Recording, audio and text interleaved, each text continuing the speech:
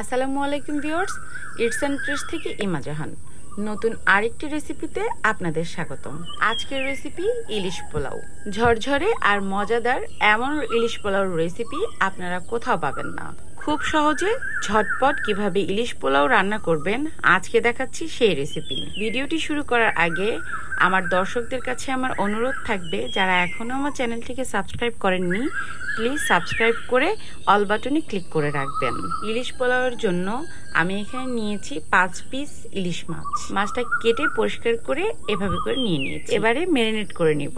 নিয়ে নিচ্ছি 3 চা চামচ টক দই। আমার কাছে টক দইটা ছিল না, তাই 3 টেবিল চামচ গুঁড়ো দুধের সঙ্গে 2 টেবিল চামচ ভিনেগার দিয়ে আমি রেখে দিয়েছিলাম 2-3 মিনিটের মতো। দইটা ভালো করে চামচ দিয়ে ফেটে দিবেন যেন ছড়া ছড়া ভাবটা না থাকে। দিয়ে দিচ্ছি হাফ কাপ পেঁয়াজ বাটা, 1 টেবিল চামচ রসুন বাটা, 1.5 টেবিল চামচ আদা বাটা, 1 টেবিল চামচ বাদাম বাটা, আরও দিব 2 টেবিল চামচ কাঁচামরিচ। কাঁচামরিচটা ব্লেন্ড করে দিবেন। এবারে দিয়ে দিচ্ছি 1 চা চামচ জিরার গুঁড়া, হাফ চা চামচ ধনিয়ার গুঁড়া, 1.5 টেবিল চামচ মরিচের গুঁড়া আর পরিমাণ মতো লবণ। এবারে হাত দিয়ে মশলাগুলো মিশিয়ে নিব। মশলাগুলো মিশানোর পরে আমি এখানে অ্যাড করব কিছুটা সয়াবিন তেল। তেলটা দিয়ে আবার মশলাটা একটু মিশিয়ে নিই। এবারে একে একে দিয়ে দিব মাছগুলো দেওয়ার পরে ভালো করে মেখে আমি রেখে দিব প্রায় 20 থেকে 25 মিনিটের মতো। 25 মিনিট পর আমি এলাম রান্না করতে। প্রথমে একটি প্যানে পরিমাণ মতো তেল দিয়ে দিব। তেলটা গরম হয়ে আসলে এখানে দিয়ে দিচ্ছি 2 কাপের মতো পেঁয়াজ কুচি। পেঁয়াজ কুচিটা একটু বেশি করে দিয়েছি কারণ আমি এখানে বেরেস্তা করে তুলে রাখবো। এই জন্য একটা টিপস শিখিয়ে দেই, অনেকেই পেঁয়াজ বেরেস্তা করতে জানেন না। তাই পেঁয়াজ বেরেস্তা করতে হলে পেঁয়াজটা খুব কুচি করে কাটতে হবে এবং গরম তেলের মধ্যে পেঁয়াজটা ছেড়ে দিতে হবে। অনবরত নাড়তে হবে যেন পেঁয়াজটা পুড়ে না যায়। আমার পেঁয়াজ বেরেস্তাটা প্রায় রেডি। এবারে আমি এখান থেকে কিছুটা তুলে নিচ্ছি।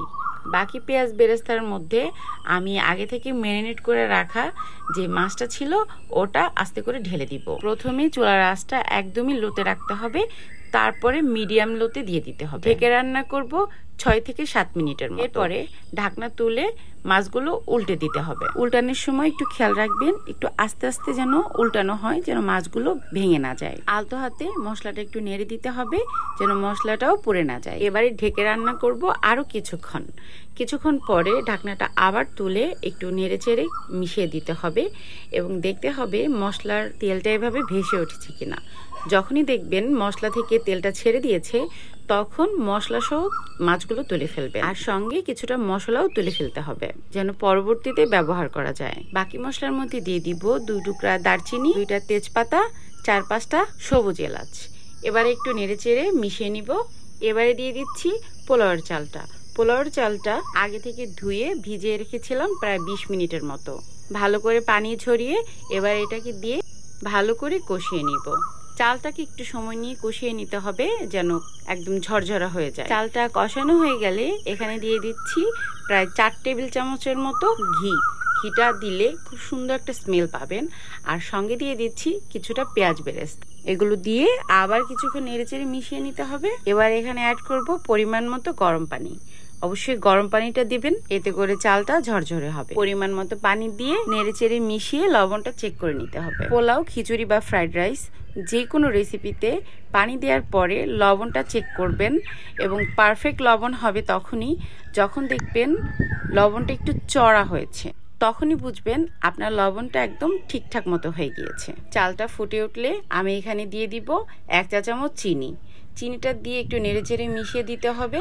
এবারে চালটার পানিটা যখন শুকিয়ে আসবে তখন এটাকে নেড়ে চিড়ে আমি আবার একটু মিশিয়ে দিচ্ছি। ঢেকে রান্না করবো আরো কিছুক্ষণ। চালটা ফুটে গেলে এবং পানিটা শুকিয়ে গেলে দিয়ে দিব আগে থেকে রান্না করে রাখা মাছগুলো দিয়ে তার উপরে গ্রেভিগুলো দিয়ে দিতে হবে। এবারে দিয়ে দিব কিছুটা পেঁয়াজ বেরেস্তা আর সঙ্গে কাঁচামরিচগুলো, সবগুলো একসাথে দিয়ে এটাকে ঢেকে দমে রাখতে হবে প্রায় 5 থেকে 8 মিনিটের মতো। 5 থেকে 8 মিনিট পর এবারে সর্বশেষ দিয়ে দিব কিছুটা সরিষার তেল। এই সরিষার তেলটা কিন্তু অবশ্যই দিতে হবে। এরপরে প্রায় 20 থেকে 25 মিনিটের মতো দমে রাখতে হবে। 20 থেকে 25 মিনিট পর ঢাকনা তুলে আমি দেখেছি কেমন হয়েছে। মাশাআল্লাহ, আলহামদুলিল্লাহ, সবকিছুই পারফেক্ট ছিল, তাই আমি তুলে ফেলেছি। এবার সার্ভ করার পালা। দেখুন কত সুন্দর ঝরঝরে হয়েছে না? আলহামদুলিল্লাহ, আমার এই ইলিশ পোলাও রেসিপিটা এত সুন্দর হয়েছে এবং পারফেক্ট হয়েছে, আমি কি বলবো, শুকরিয়া আল্লাহর দরবারে। আপনারাও আমার রেসিপি দেখে ঠিক এইভাবে করে ঝরঝরা মজাদার ইলিশ পোলাও বানিয়ে নিতে পারবেন খুব সহজে। এমনই সহজ সুন্দর রেসিপি পেতে অবশ্যই ইটস অ্যান্ড ট্রিটসের সঙ্গে থাকতে হবে। আমি চেষ্টা করি আমার দর্শকদের খুব সহজ সহজ রেসিপি উপহার দিতে, যেন নতুন রাঁধুনিরাও খুব সহজেই রান্না করতে পারে। আর একটা কথা, কেউ খাবার অপচয় করবেন না, কারণ প্রতিদিন অনেক মানুষ না খেয়ে থাকে। রেসিপিটি ভালো লাগলে সবাই লাইক, কমেন্ট এবং শেয়ার করে রাখতে পারেন আপনার টাইমলাইনে। আর আমাকে সাপোর্ট করতে সবাই ভিডিওটি শেয়ার করতে পারেন। তো আজ এই পর্যন্তই। সবাই অনেক অনেক ভালো থাকবেন, সুস্থ থাকবেন, আর আমার জন্য দোয়া করবেন। দেখা হবে নতুন কোনো রেসিপিতে। ততক্ষণ পর্যন্ত সবাই অনেক ভালো থাকেন। আল্লাহ হাফেজ।